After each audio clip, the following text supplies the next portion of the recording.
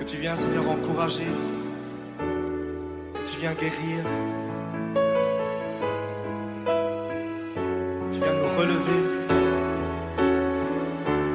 que tu viens nous remplir de ta joie, de ta paix, de ton amour.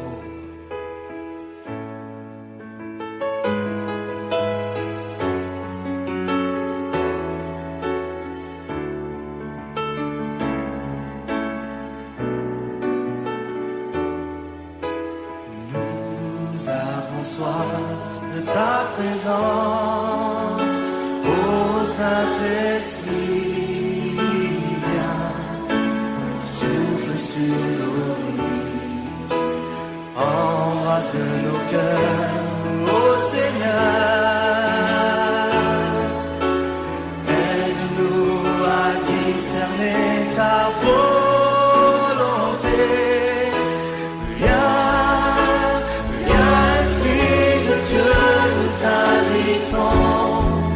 Reviens-nous, remplis-nous de ta sainte présence, et qu'au travers de nous tu puisses agir avec puissance pour confirmer les paroles que nous allons annoncer.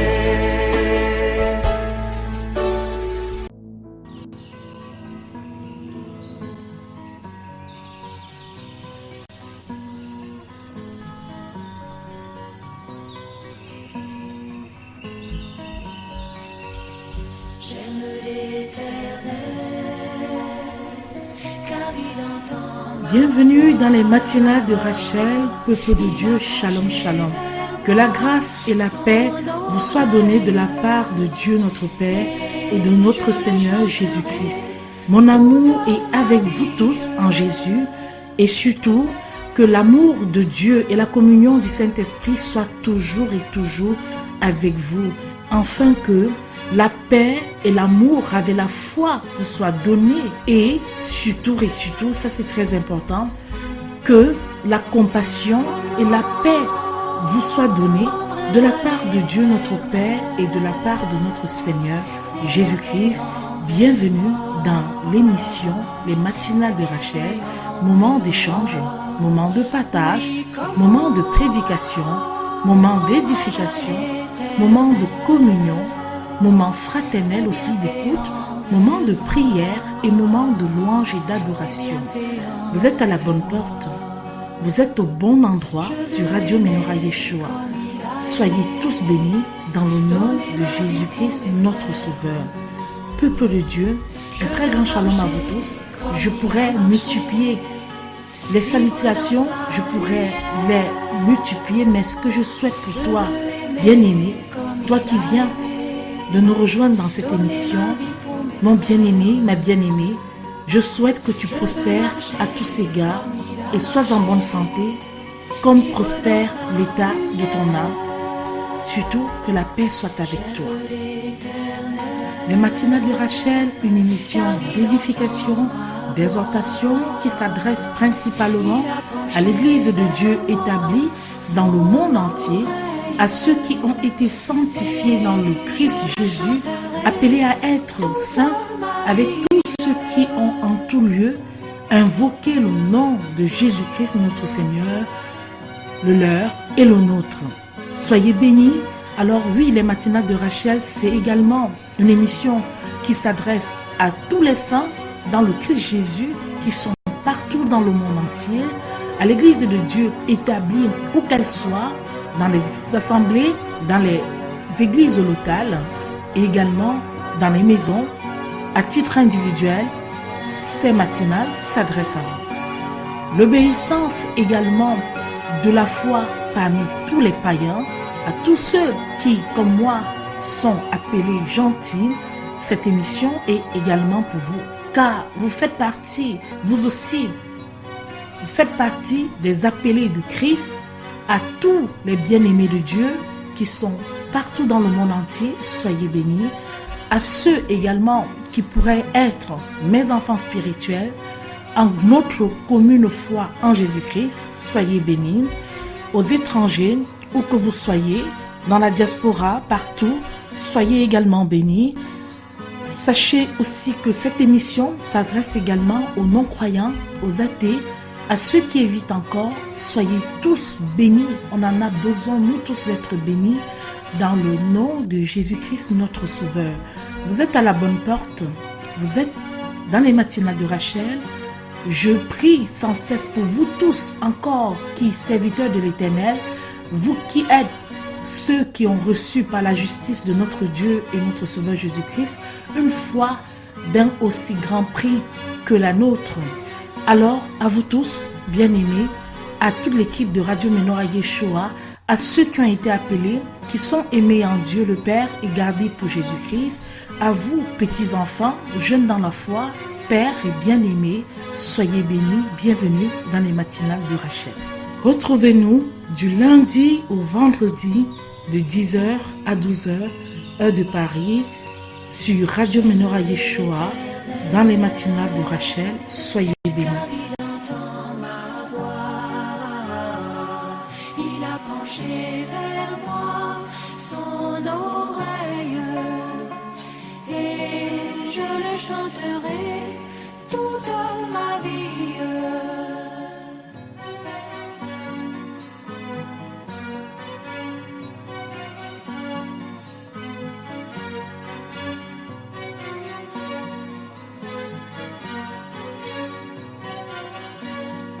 Bonjour à tous, bonjour bien-aimés chers auditeurs de Radio Menorah Yeshua. J'espère que vous allez tous bien. Par la grâce de Dieu, oui, c'est beaucoup de tous. Bon réveil à vous tous et vraiment bienvenue dans l'émission Les Matinales de Rachel. C'est toujours avec beaucoup de bonheur, beaucoup de plaisir et même, je dirais même d'honneur que j'ai passé ces moments en votre compagnie. 2 heures d'antenne, 2 heures de direct pour pouvoir justement aussi rester en communion fraternelle avec le Seigneur. C'est aussi une manière pour nous de nous rapprocher davantage encore de lui, d'être au creux de sa main et de pouvoir justement s'exhorter, s'édifier et passer ces moments agréables en sa compagnie. Oui, nous avons la certitude que le Seigneur est avec nous. Alors, comme d'habitude, nous allons prier, mais je veux vous parler de quelque chose. Nous allons revenir sur une prophétie bien en arrière. Je pense que cela datait de 2017, il me semble bien. À défaut, ça devait être début 2018, que le Seigneur me pardonne si je suis un peu dans l'erreur, mais il s'agissait des résultats de l'élection présidentielle américaine, des élections présidentielles américaines. Et d'ailleurs, je vais revenir dessus pour plusieurs raisons qui vous seront énumérées juste après la prière. C'est très important que nous revenions dessus. Vous allez peut-être comprendre pourquoi.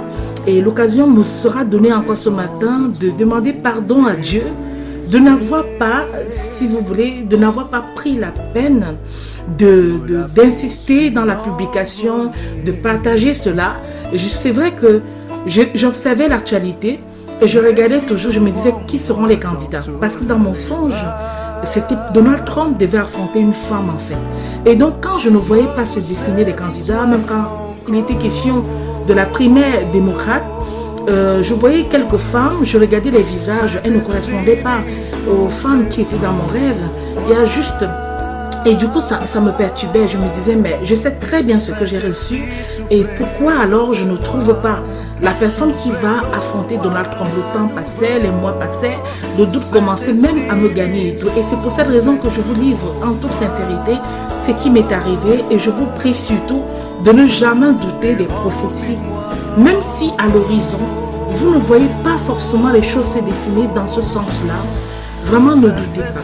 Je bénis aussi l'entretien que j'ai eu avec la sœur Marie-Madeleine hier soir. Cela m'a remotivé lorsqu'elle m'a partagé la prophétie d'un frère qui lui a dit que Donald Trump affrontera une femme, enfin qui a publié, pas qu'il lui a dit personnellement, mais qui a publié sur sa chaîne YouTube.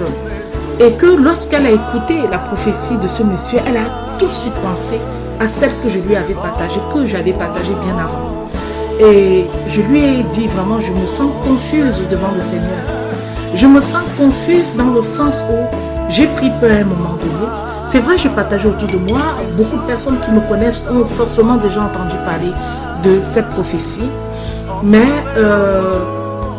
j'ai pas beaucoup fait le buzz. C'est pas trop mon expression à faire le buzz et tout. C'est pas au sens que vous imaginez. Enfin, non, c'est pas juste donner l'information pour donner l'information, mais c'est-à-dire amplifier l'information, faire en sorte qu'elle se répande le plus fortement possible. Je ne l'ai pas fait. Et j'étais très embêtée. J'étais très embêtée. Et c'est pour cette raison que je voulais consacrer encore la première partie de cette émission dans cette, si vous voulez, dans cela en fait. La toute première partie de l'émission sera basée justement sur l'élection présidentielle américaine, je dirais les résultats de l'élection présidentielle américaine. Faisons silence et prions le Seigneur. Éternel Dieu d'amour, Dieu de paix, Seigneur, tes voies sont impénétrables. Elles sont tellement mystérieuses. Elles sont si mystérieuses, Seigneur, que parfois nous-mêmes nous perdons. Et Seigneur, je te prie de nous fortifier, car tu n'es pas le Dieu de la contradiction. Tu es le Dieu qui dit la chose et s'accomplit. Lorsque tu dis quelque chose, Seigneur, elle s'accomplit. Il y a des prophéties aussi, Seigneur, que tu peux dire pour avertir, pour demander aux gens de prendre garde, de se ressaisir et de revenir vraiment vers toi, mon Dieu, mon roi.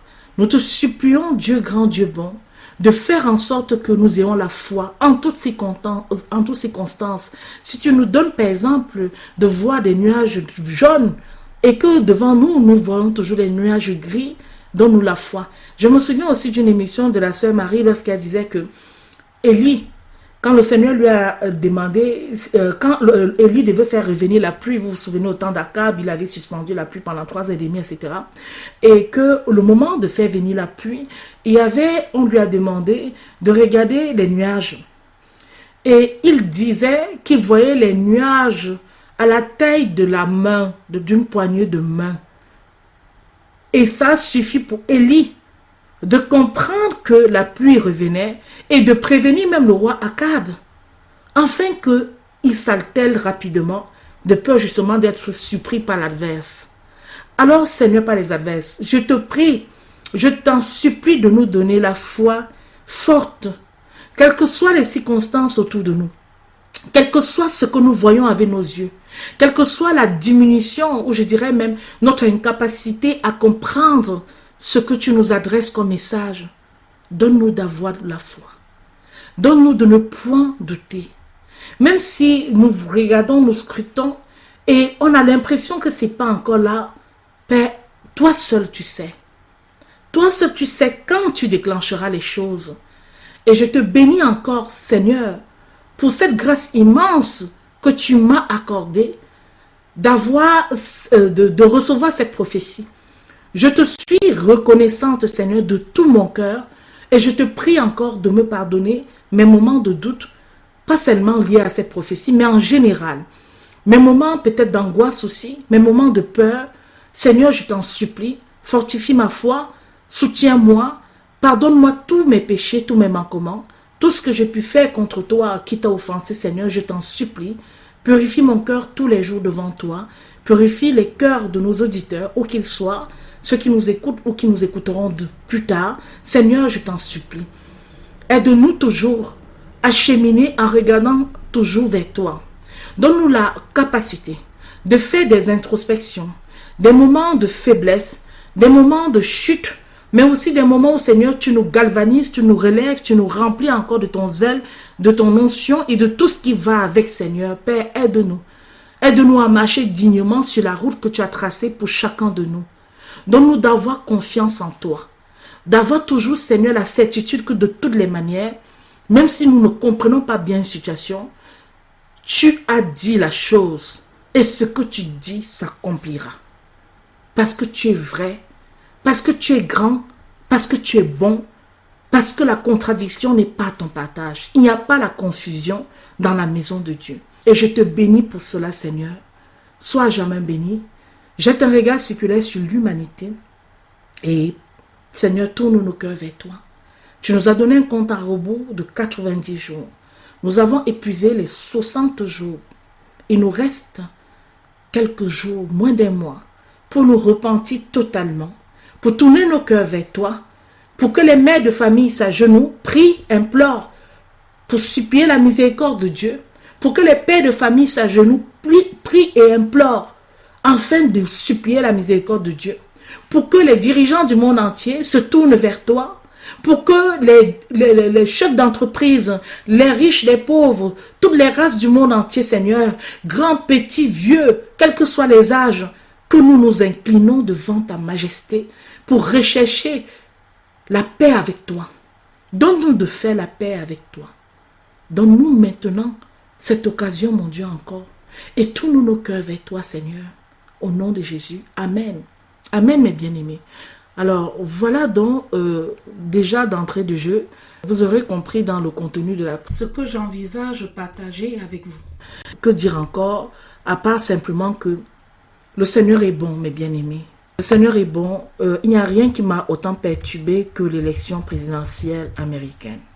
Tout simplement parce que le Seigneur, longtemps avant, bien en avant, avait déjà donné un songe qui parlait justement des prophéties concernant cette élection et de ce qui se passera.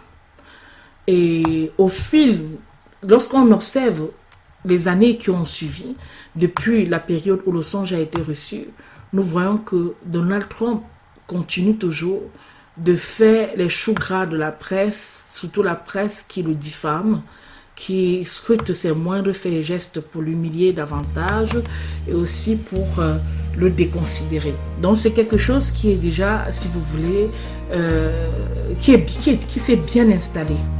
Maintenant, je vais dans cette première partie revenir sur ce songe et en deuxième partie, je parlerai encore de la COVID-19, des dangers par rapport au test parce que on a lu dans un article presse que il y a des risques par rapport à cela.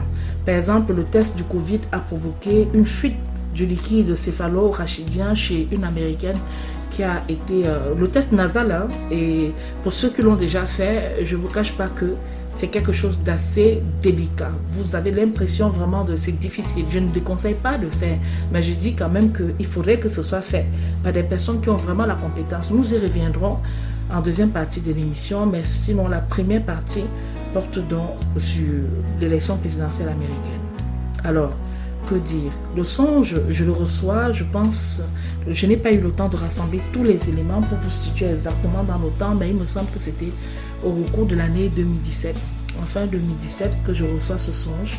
Et dans ce songe, il était question justement de Donald Trump qui devrait être candidat, qui devait être de nouveau candidat à sa propre succession, on peut le dire ainsi, puisqu'il est président des États-Unis, et donc il devrait affronter dans mon rêve une femme.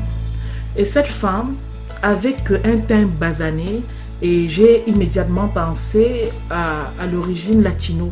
Elle n'était pas noire, elle n'était pas une afro-américaine, mais c'était quelqu'un qui avait un teint assez basané. Et toute la presse était vraiment derrière cette femme. Quand je dis la presse, les médias en fait, la presse même c'est très réducteur. Tous les médias étaient derrière cette femme. Et vraiment, ils étaient tous dans cet état de... comme ils l'ont été, hein, comme ils ont été pour Hillary, vous vous en souvenez. Et c'est comme ça qu'elle était tellement encouragée, soutenue. Et elle-même aussi, elle avait créé un groupe de femmes autour d'elle. Donc, il n'y avait que les femmes qu'on voyait à perte de vue. Elles avaient des habits rouges. Elles portaient des habits rouges, un peu rouges pour leur sang. Et elles s'habillaient un peu, vous voyez, un peu comme les demoiselles d'honneur, là. Et c'était un peu de ce style-là. Donc, elle était entourée des femmes. Et les femmes qui avaient plus ou moins son âge aussi, et plus ou moins aussi sa couleur de peau, plus ou moins, hein, je le dis. Et ça faisait vraiment, ça leur donnait une très très grande visibilité. Très très grande visibilité. C'était tellement frontal et c'était tellement fort que Donald Trump était en perte de vitesse. Il était en perte de vitesse. Or, lorsqu'on regarde bien l'élection, je crois, se tiendra le 3 novembre. Donc, nous sommes pratiquement à un mois de l'élection présidentielle américaine. Et jusqu'ici, le candidat qui s'oppose à lui, c'est Joe Biden. Mais nous savons qu'un mois, c'est rien. Tout peut arriver en un mois. Je ne sais pas comment, de quelle façon. Et je ne sais pas. Mais tout peut arriver.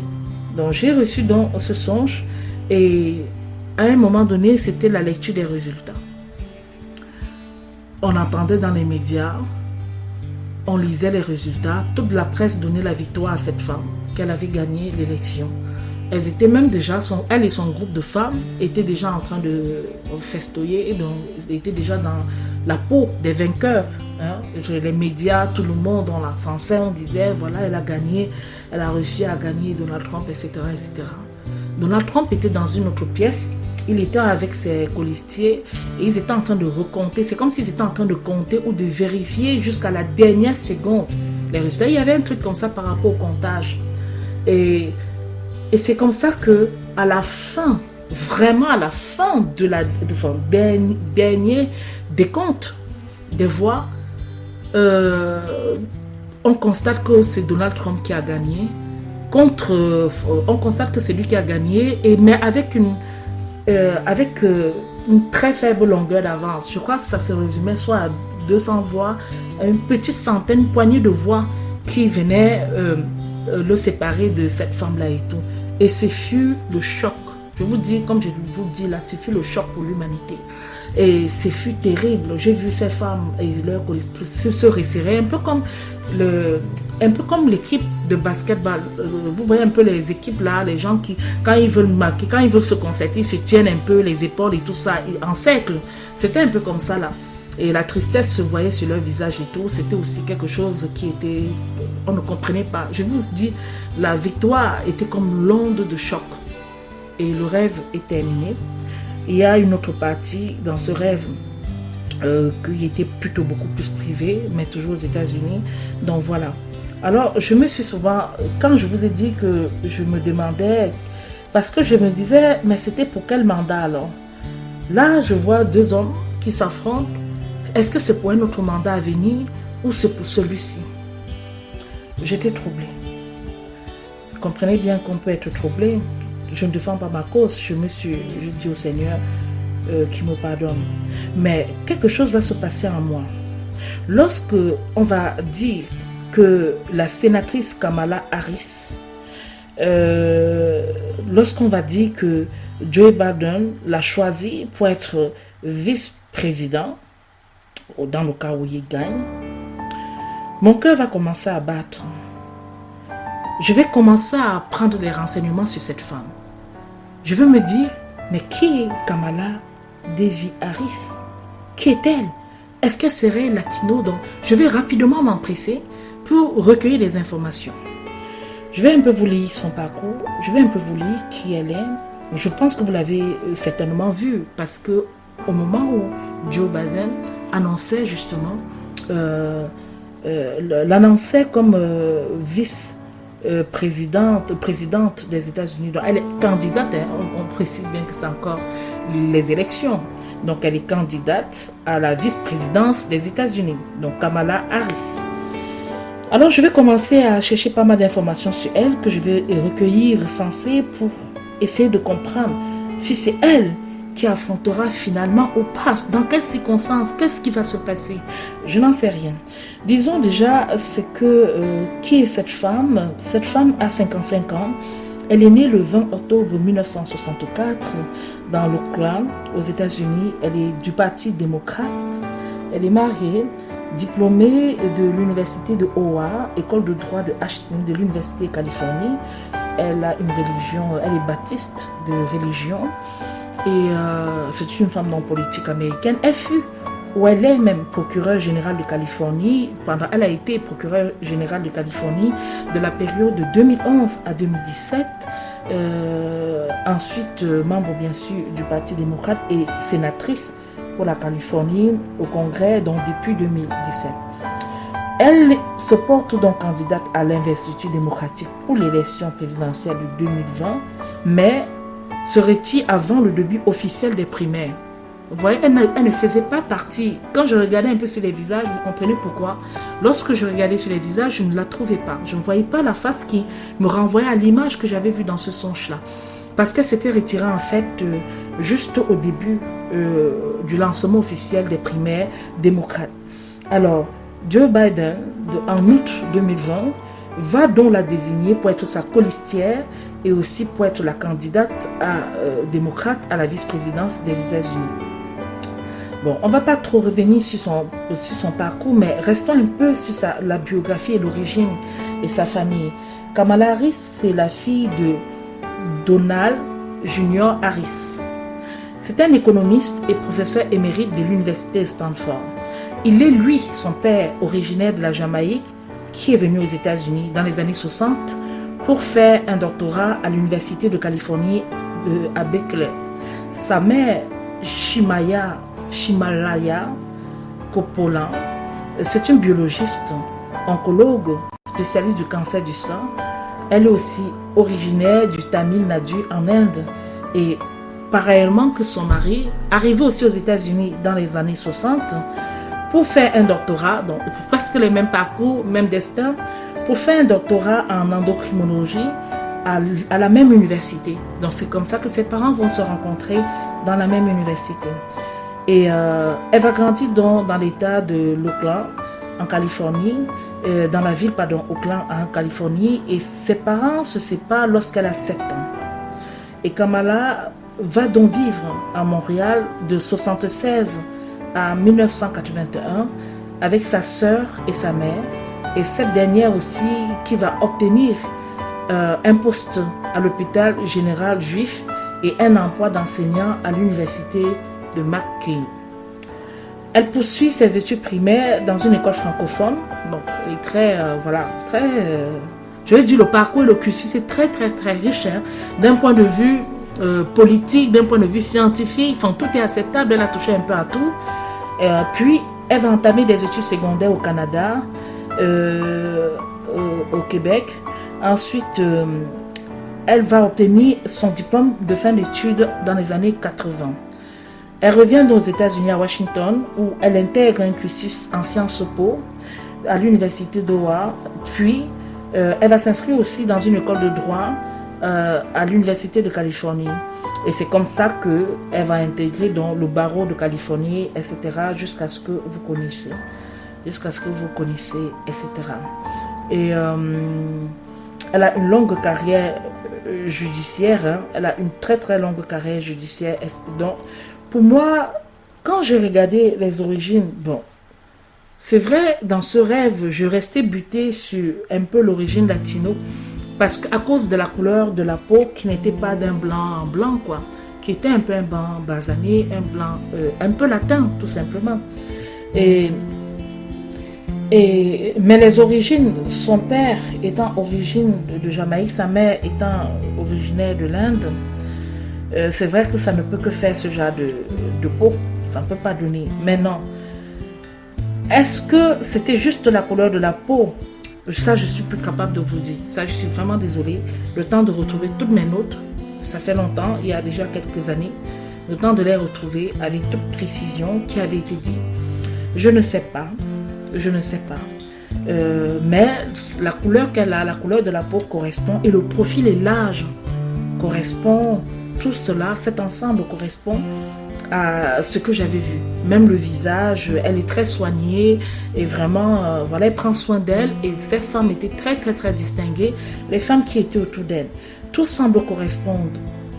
Sauf que j'ai toujours, il faut que je retrouve les notes pour savoir si c'est par rapport à sa couleur que j'ai tout de suite pensé qu'elle ne pouvait qu'être latino ou cela avait été précisé. Donc c'est juste ce petit truc-là qui me manque, mais ça suffit pour beaucoup. Ça suffit même déjà. Donc, quand j'ai donc vu, je reviens dans sur ce que j'ai essayé de faire cet été 2020. Jusqu'ici, je voyais toujours que c'était 2 hommes qui devaient s'affronter. Bon, je me disais, peut-être ça sera pour un autre mandat. Peut-être, je ne sais pas, parce qu'il n'y a que 2 hommes. C'est clair que ce n'était pas 2 hommes. C'était justement lui et une femme. Et est-ce que cela voulait aussi dire que c'est elle qui aura vraiment la poigne? C'est elle qui va grappiller les voix, ramener tous les autres voix des immigrés, des latinos, avec tout ce qui se passe aux États-Unis, avec ce contexte social qui est très tendu entre noirs et blancs, etc. Est-ce que c'est que ça signifiait que c'est elle qui sera le moteur de ça? Honnêtement, je ne sais pas. Je dis je ne sais pas. C'est ce que j'avais reçu. Et quand donc je parle avec la sœur Marie, et lorsqu'elle me dit me partage la prophétie de ce monsieur, qu'il dit que Donald Trump, qu'il a reçu du Seigneur, que Donald Trump devrait affronter une femme et qu'il arriverait quelque chose à Joe Biden. Et je me dis, waouh. Et qu'elle me dise que ça lui a fait écho à cet ancien songe. Je dis, ah. Maintenant, je n'ai pas eu le temps d'écouter le monsieur. J'ai reçu le lien. Je n'ai pas eu le temps. Je vais l'écouter. Je vais prier par rapport à cela, afin que le Seigneur m'oriente. Mais voilà, je vous restitue une fois de plus encore ce qui avait été reçu concernant cette élection. Pourquoi l'élection des États-Unis est de cette grande préoccupation?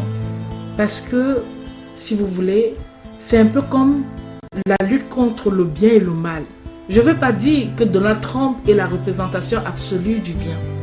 Mais je vais vous dire aussi que, et cette chose curieuse, c'est aujourd'hui qu'il a annoncé justement qu'il était testé positif au Covid, à la Covid-19. Il a annoncé aujourd'hui, Donald Trump, qu'il a été testé positif. Alors, quand dans ce rêve, à un moment donné, vers la fin, il est un peu affaibli, il était affaibli parce qu'il recevait vraiment, alors là, les décharges. Vous regardez vous-même le mensonge institutionnel, on l'a fait passer pour quelqu'un qui payerait presque pas les impôts. Et c'est comme ça qu'on l'a fait passer. Et les médias, personne n'a cherché à vérifier. Vous savez que dans les campagnes politiques, il n'y a pas de journalistes d'investigation. Vous le savez, on en a vécu un peu partout dans différents pays pour éviter d'en citer. Et ce qui fait que tout est bon pour calomnier. Tout est bon pour discréditer l'autre. Tout est bon pour lancer, que ce soit des accusations mensongères, que ce soit des manigances et des... Enfin, on a vécu des choses, même ici en France. L'élection présidentielle 2017 n'était pas de toute aise. Ce fut très difficile sur le plan médiatique. Et aux États-Unis et dans tous les grands pays du monde entier, c'est la même chose. Les journalistes ont compris que la rumeur aujourd'hui, les infonews, les infotox et tout ce qui vont avec, sont à la manœuvre, sont vraiment à la manœuvre pour pouvoir discréditer un candidat par tous les moyens. Maintenant, quand je dis que c'est la guerre entre le bien et le mal, je parle en termes de valeurs. Je parle en termes des lois qui peuvent être votées et qui ne peuvent pas être votées. Je parle en termes de la société vers laquelle on veut tendre et celle vers laquelle on ne veut pas tendre. Je pense pour ma part que l'élection de Donald Trump a ralenti la perversion de la société américaine. Et c'est pour ça que nous devons regarder à grande échelle. Nous ne devons pas regarder les petits défauts de personnes. C'est pas ça qui compte, les défauts de personne. Tout le monde, personne, nous tous nous avons les défauts. Mais regardons toujours l'impact à grande échelle. La portée de quelque chose, une portée significative de la chose. C'est ça qui est très important, mes bien-aimés. Quand je vois souvent les gens s'acharner sur d'autres personnes comme ça, moi je trouve que c'est... Quel est le plus important? C'est que l'œuvre de Dieu avance, que le mal soit freiné. Alors Donald Trump n'a pas été élu avec certains lobbying de perversion de la société. Déjà, ce n'était pas leur candidat. Leur candidat était clairement Hillary Clinton. Et elle devrait justement, une fois élue, alors leur faire passer toutes les lois, aussi ignobles que soient-elles, pour justement satisfaire un certain groupuscule ténébreux. Mais malheureusement, malheur en a pris, ce n'est pas elle qui gagne ces élections et c'était comme si le monde tombait totalement, comme si les cieux tombaient sur la tête de tous ces maîtres penseurs-là, ceux qui tissent dans le noir les choses pour faire tomber totalement l'humanité dans le gouffre. Alors il sort de nulle part. C'est pas l'homme qui a attendu, c'est un outsider. C'est pas quelqu'un que on se disait forcément, mais c'est lui que Dieu choisit de mettre sur ce trône quelque part, parce que c'est Dieu qui est souverain des rois, il est souverain même de l'élection présidentielle. Quels que soient les trucages qui pourraient se mettre en place, honnêtement, Dieu reste souverain. Ne l'oublions jamais. Et c'est comme ça que la cabale va commencer contre lui. Quand il va commencer, s'il ne touchait pas à certaines choses, alors ça pourrait aller. Mais quand il va défendre la vie, on a beau dire que oui, il n'aime pas ceci, il n'aime pas cela, mais lui, il défend la vie quand même, ok?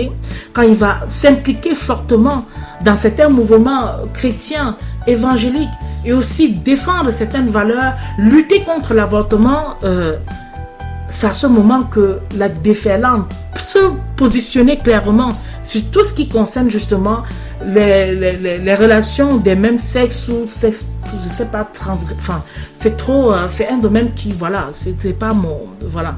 Et donc, quand il va commencer à prendre cette autorité-là et à dire clairement ce que beaucoup n'osent pas dire, tout comme son ami Jair Bolsonaro, qui va aller très loin, qui va suspendre les contributions ou bien les subventions vis-à-vis de toutes ces associations bizarres qui disent défendre des causes, des personnes, etc. et tout. Donc quand eux, ils vont taper dans le porte-monnaie et voter des lois comme ça, n'allez pas toujours chercher la haine de quelqu'un très loin.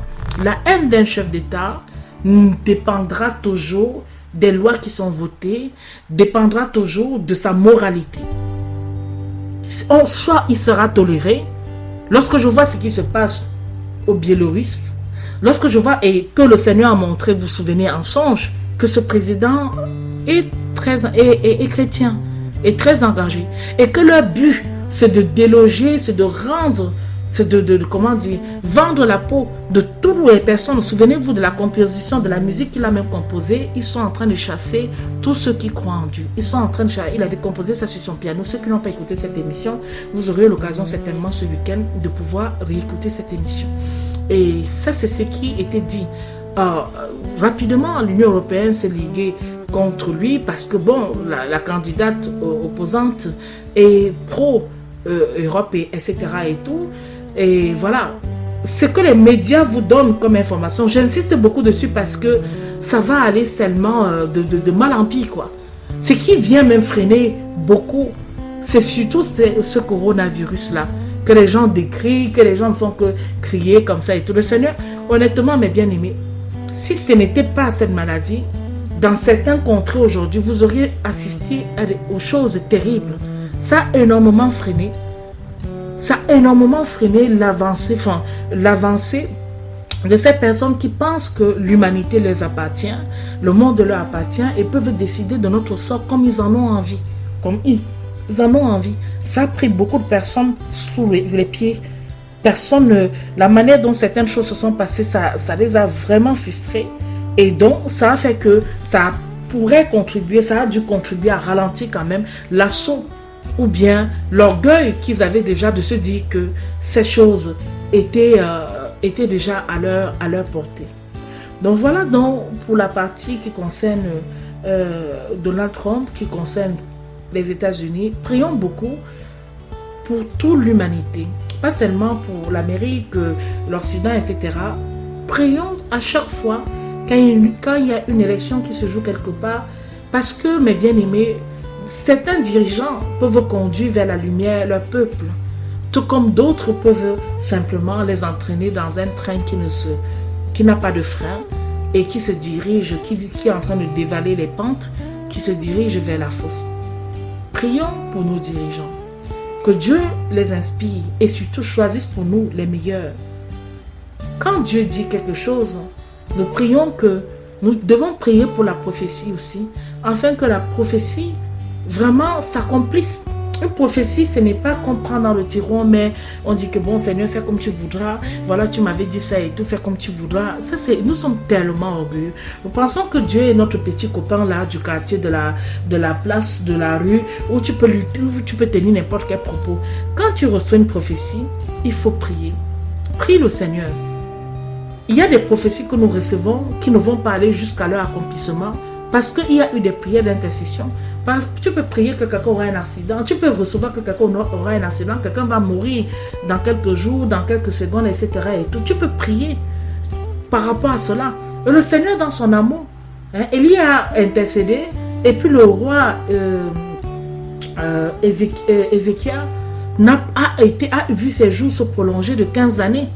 Nous pouvons recevoir des choses. Je ne dis pas non plus que voilà, il faut forcément passer par cette voie-là. Mais je vais dire, il y a des prophéties comme ça de mise en garde. Que attention, telle chose, vous auriez des cambriolages, vous auriez des vols, vous allez perdre ceci, votre voiture va tomber en panne, etc. Nous prions. Nous ne devons pas être fatalistes des prophéties. Il y a des prophéties pour lesquelles l'ennemi a planifié quelque chose contre vous. Dieu vous révèle ce qu'il a planifié. Vous rentrez maintenant dans cette connaissance pour adresser les prières conséquentes à l'Éternel, afin que l'Éternel des armées puisse justement contrer le plan machiavélique et diabolique que l'ennemi avait contre vous. Il y a des gens qui reçoivent aussi des songes qui portent par exemple sur l'esprit de mort, ou des morts brutales, des morts ici, la mort imminente.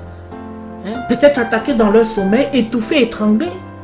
Mais tout ça, ça vise essentiellement à un seul but, nous amener à prier, implorer le Seigneur, lui demander de l'aide, lui demander du soutien, afin qu'il vienne nous assister, afin qu'il vienne nous soutenir.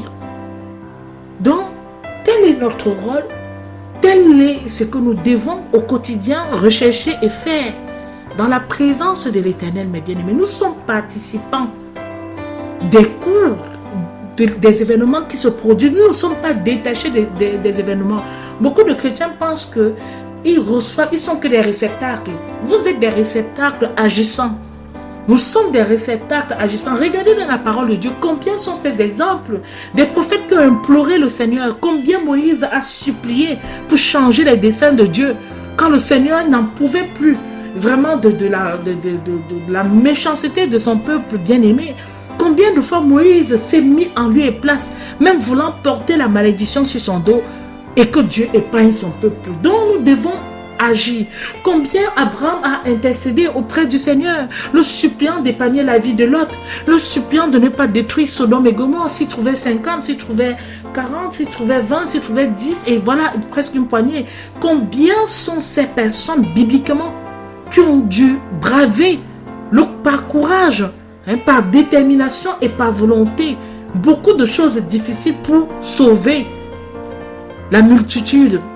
Jésus fut le premier par excellence. Jésus a intercédé. Et si Jésus est resté comme ça, je suis le roi de la terre, bon, de toutes les façons, tu m'avais dit ci, tu m'avais dit ça, ok, il s'est assis. Jésus priait sans cesse pour nous. Il intercédait, même dans les conditions les plus atroces et difficiles. Même sur la mort, sur le bois infâme, il continuait d'intercéder. Il continuait de prier, de supplier Dieu. Nous ne pouvons pas regarder comme ça, comme des spectateurs passifs, la situation du monde entier être volée en éclats comme ça là sous nos yeux, juste croiser les bras que de toutes les façons ils vont bientôt nous imposer ceci, ils vont bientôt nous imposer cela. Nous devons refuser d'être à la merci de Satan et de ses serviteurs. On peut penser que non, c'est un combat déjà perdu d'avance parce que quoi? Dieu est souverain de tout. Il est souverain de ses propres lois. Il est souverain même de ce qu'il écrit dans la parole de Dieu. Il est souverain encore de ça. Puisque la parole, c'est lui. Quand toi, tu es souverain, quand toi, tu prends les décisions. Prenons un exemple. Quelque chose est à toi. On dit que bon, comme c'est à toi, voilà, tu peux encore changer. Tu peux encore changer. Donc, c'est pour ça que nous devons comprendre que même Dieu peut changer les choses que lui-même, il a dit. Parce qu'il est souverain. C'est ça la souveraineté. Il n'y a personne au-dessus de lui. C'est lui seul qui peut modifier, c'est lui seul qui peut changer, c'est lui seul qui peut améliorer. Nous pouvons voir qu'on va se mettre comme ça, on va se mettre comme ça, mais Dieu lui-même vient encore. Il rajoute quelque chose de nouveau. Il modifie.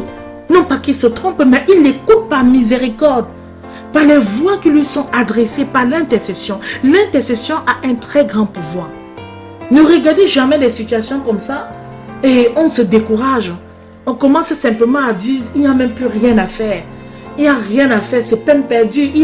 Moi, je ne vois même plus le bout du tunnel. Je ne vois ni à gauche ni à droite. Je ne vois pas comment la chose peut s'arranger. La chose peut s'arranger au nom de Jésus.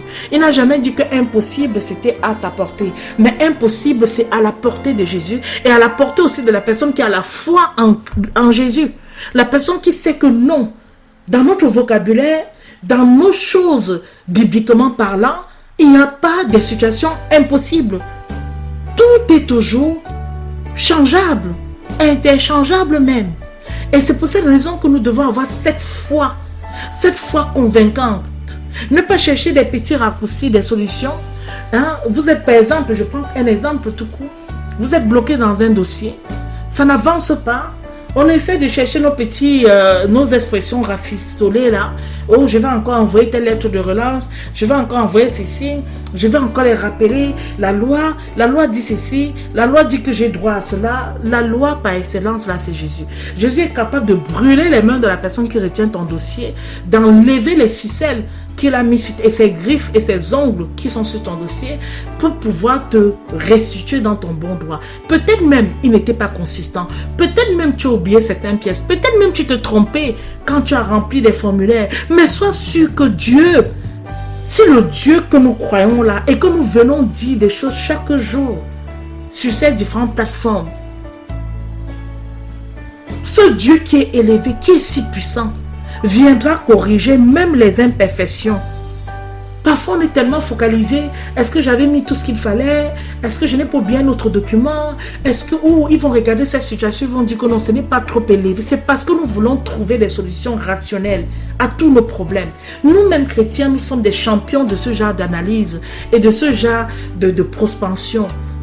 Nous devons chercher d'abord les solutions spirituelles à nos problèmes. Il se peut que le Seigneur te dise, oui, complète avec tel élément. Fais plutôt ceci. Mais même si tu n'as pas ça, n'aie pas l'angoisse. Ne te dis pas que c'est parce qu'il a manqué ça que tu n'as pas. Parce que si tu te le dis, quand demain tu auras, tu vas dire que c'est parce que tu avais bien fait que tu as eu. Tu vas oublier qui te l'a accordé. Tu vas oublier que ce n'est qu'une grâce qui t'a été accordée. Tu ne sais même pas si ton dossier n'a pas été jeté d'abord quelque part dans une poubelle avant que Dieu est venu toucher le cœur d'une autre personne qui a récupéré ton dossier, qui gisait peut-être dans un tiroir totalement oublié et il a eu pitié, il a dit non, je vais accorder à cette personne, je vais accorder à cet enfant, je vais accorder à cette femme, je vais accorder à ce monsieur ce qu'il me l'a demandé. Ne limitons pas la grâce par notre manque de foi. Nous devons élever notre foi. Nous devons pas être spectateurs des événements. Oh, Jésus revient, je ne peux rien faire. Tu es sur la terre, non? Tu as toujours un rôle. Tu as toujours un rôle à jouer. Jésus revient. Est-ce que toi, tu es déjà parti? Tu t'es déjà envolé? Continue toujours de jouer ton rôle. Continue d'intercéder. Continue même d'intercéder pour ceux peut-être même qui ne seront pas enlevés. Continue. Franchement, les chrétiens là, nous avons besoin encore d'augmenter notre amour vis-à-vis du prochain. Nous avons besoin de sortir de nos égoïsmes éternels. Nous avons besoin vraiment de rechercher toujours et avant toute chose la volonté de Dieu. Ne prie pas seulement pour quelqu'un quand tu le vois. J'insiste toujours dessus. Ne prie pas seulement pour quelqu'un quand tu es en train de prier avec la personne. Prie pour la personne tout le temps. À sa présence ou à son absence. Prie, intercède. L'intercession a sa force, maintient le Saint-Esprit en action et en mouvement. Là où il n'y a pas le Saint-Esprit, ce sont des lieux arides, ce sont des lieux désertiques qui sont peuplés par des animaux sauvages, méchants. Alors, mes bien-aimés, c'est la fin de cette première partie qui portait essentiellement sur les résultats de l'élection présidentielle américaine 2020 et également sur cet appel à l'intercession. Passons tout de suite à la deuxième partie de l'émission.